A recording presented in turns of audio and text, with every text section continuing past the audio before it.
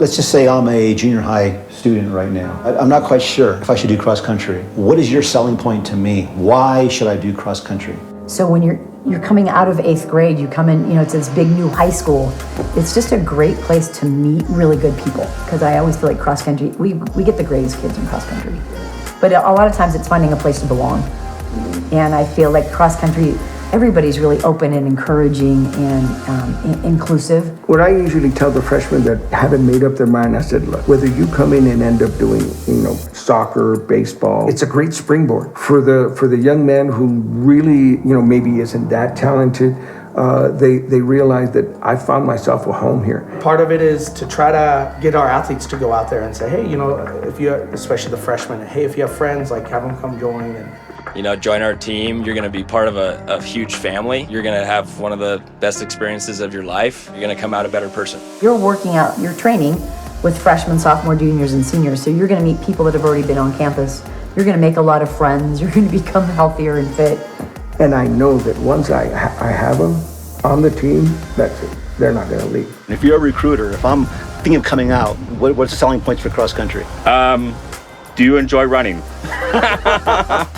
What would you say is probably the biggest strength of this year's team? I know we're partway through, but what have you identified right now so far as maybe the best strength?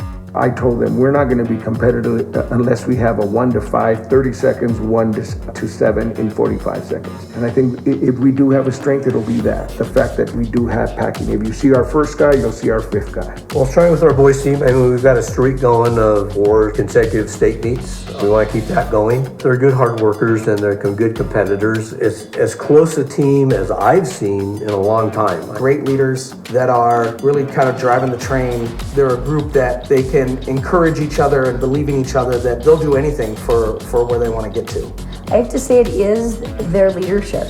The seniors that are coming in have really looked at what they've liked in the past, because they also went through the pandemic year where they didn't really have anything. And I think they're really excited to be able to put a cohesive team together. These guys are dedicated. I find it more and more every year. You get guys that are in it. They're buying into the program.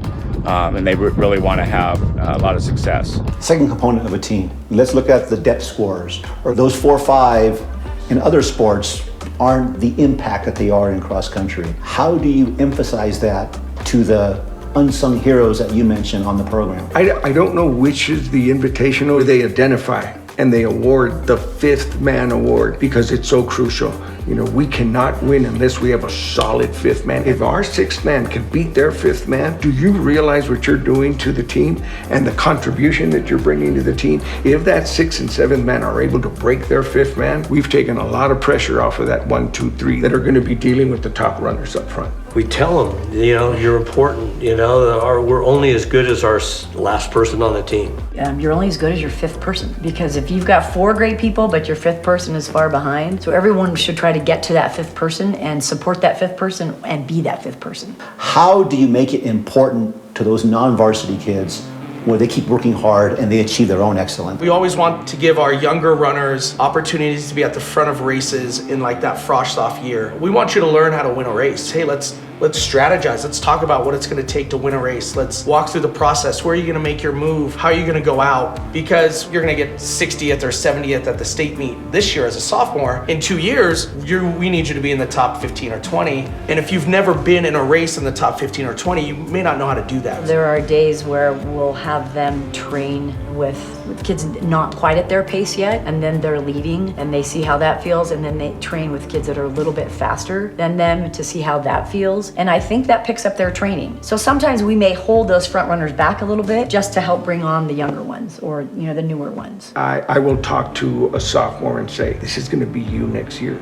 And those are big shoes that you're going to have to fill. Because we don't have another front runner, it's going to be on you to be that strong 4th man, to be that strong 5th man. So you're already getting them into the mindset that forget about next year. I want next year to be now. And I almost let them just get a sense of that responsibility and the pressure. It's very common for that freshman to be getting training, guidance, inspiration, everything from a varsity coach? How beneficial is that for the athlete? You're hearing the directives straight from the coach. He could be the very last guy, and I situate him right there, and I say, look, this is what you're doing with your hips. And I think they feel, that they are part of the team, because the same coaching that they see that's going on over here is being, directed over here, and it's directed at them. And we'll put them in little groups, and here's a freshman boy, hey, you're gonna run with Parker. And it's like, hey, this is one of the top guys in the state. You're right there over 150, and you get them to start to believe in themselves and believe that they can do things, and they gain so much experience in that way.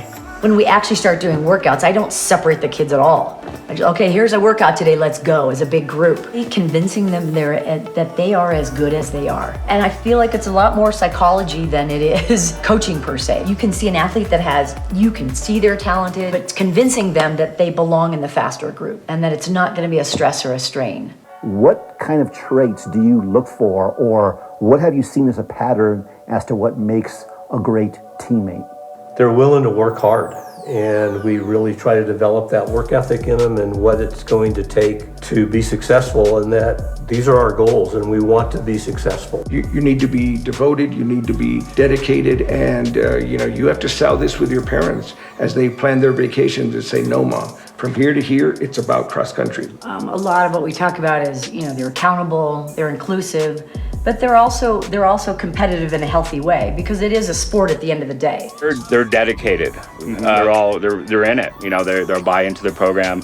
They get others to buy in as well. I think that focus, that dedication, and that attention to detail is what's going to make them a great husband, a great father, a great professional. While it's fun to get together, we also are here to train and to race, and just really inclusive. That these kids feel really good about including the rest of the team. Have you had a chance yet to discuss with them team goals? Is there one set out, or a couple set out, or not yet? We had the general goal of 1 to 5, 30 seconds, 1 to 7, 45 seconds. You never feel like you're where you want to be right now, but we feel like we have a path to get to where we want to be, and a really enthusiastic group that's really hungry.